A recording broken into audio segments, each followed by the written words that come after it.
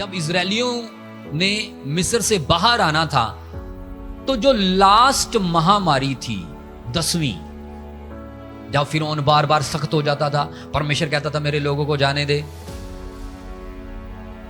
एक बार कहा, पहले कहता ठीक है जाने देता हूं, फिर वो बदल जाता था, अपनी बात से फिर जाता था क्योंकि परमेश्वर ही ऐसा कर रहा था। तो महामारी प्रभु बार बार उसे अपनी पावर को शो कर रहा था। तो परमेश्वर के वचन में लिखा है कि जैसे ही 10वीं महामारी आई तो प्रभु ने कहा मूसा से कि मिस्र के अंदर जितने पैलोटे हैं, चाहे वो जानवर के हैं चाहे वो किसी भी चीज के हैं, मतलब इंसान के, जानवर के, मिस्र के अंदर कोई भी हो, जो उनका पैलोटा होगा, आज रात जब मौत के फरिश्ते वहां से गुजरेंगे वो मर जाएंगे पूरे देश से, चाहे वो राजा है, चाहे वो मंत्री, चाहे वो संतरी, चाहे वो नौकर, कोई भी हो। कहता कि आज वो मौत के फरिश्ते मिस्र के अंदर से गुजरेंगे। हालेलुया। इसके 12 का 12 पढ़ के देखो क्या लिखा है। मैं उस रात मिस्र दे देश विच दी लंघांगा और मिस्र देश दे पलोठे भावें ओ मनुख दा भावें डंगर दा मार सुटांगा और मिस्र दे सारे देवतियां दा न्याय करांगा, मैं यहोवा हां। अब देख लो, कहता कि मैं न्याय करूंगा, कहता कि मैं मिस्र के बीच में से गुजरूंगा और जिसके, कहता कि कोई भी हो पैलोटा मार दिया जाएगा। क्या ये अकेली कमांड मिस्रियों के लिए थी या सिर्फ वही लोग मरते? नो, इजरायली भी मर सकते थे, इजरायलियों को भी मौत के फरिश्ते मार सकते थे। लेकिन आपको पता है परमेश्वर ने उन्हें एक खास सेफ्टी बताई, उन्हें एक हल दिया। क्या दिया? आगे पढ़ना। और ओ लहू तुहाडे लई घरां उत्ते जिथे तुसी होवोगे निशान होवेगा, ते जद मैं लहू नूं वेखांगा मैं तुहाडे उतों दी लंघ जावांगा और तुहाडे उत्ते कोई बवा जां मैं मिस्र देश नूं मारांगा ना पवेगी जेड़ी तुहाडा नाश करे।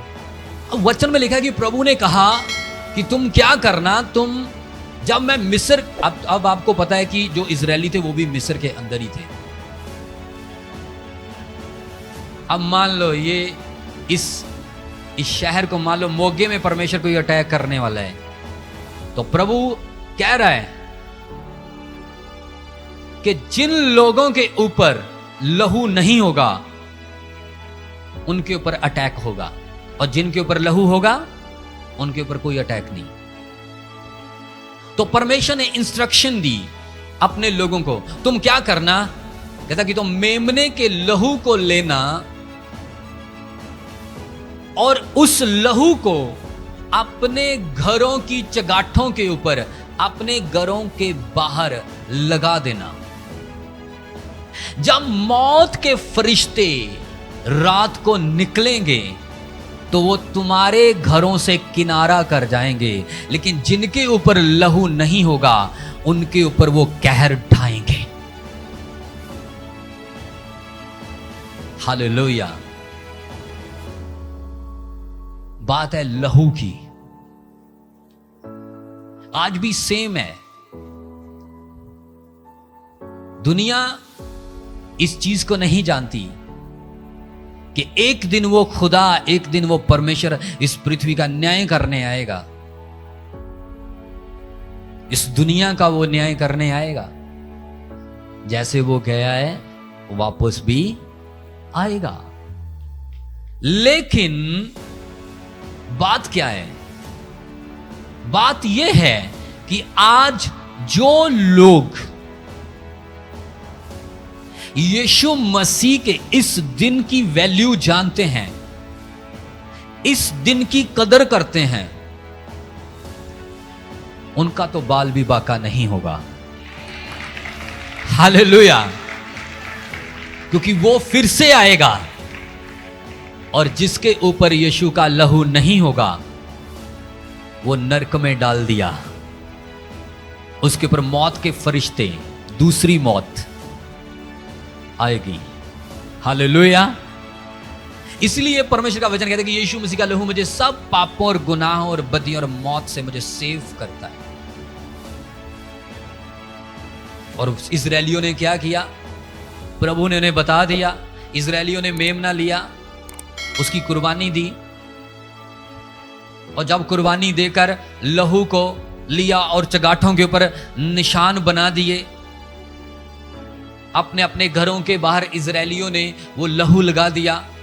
तो वचन में लिखा है कि जब रात को मौत के फरिश्ते आए, वो पूरे मिस्र में घूमे और मिस्र का हर पहलौटा मार दिया गया। चाहे वो राजे का बेटा था, चाहे वो किसी नौकर का बेटा था, चाहे वो जानवर का, चाहे वो भैंस का, चाहे वो कुत्ते का, कोई भी। लेकिन खुदा ने कहा इजरायलियों का एक कुत्ता तक भी नहीं मरेगा। हालेलुया। क्योंकि वो लहू के क्या है? नीचे। वो लहू के क्या थे? नीचे। इसलिए परमेश्वर का वचन कहता है कि यीशु मसीह का लहू हमें सब पापों से आजाद करता है। आज के दिन लहू तो बहा था, लहू में शिफा है, लहू में ही जिंदगी है, ताकत है।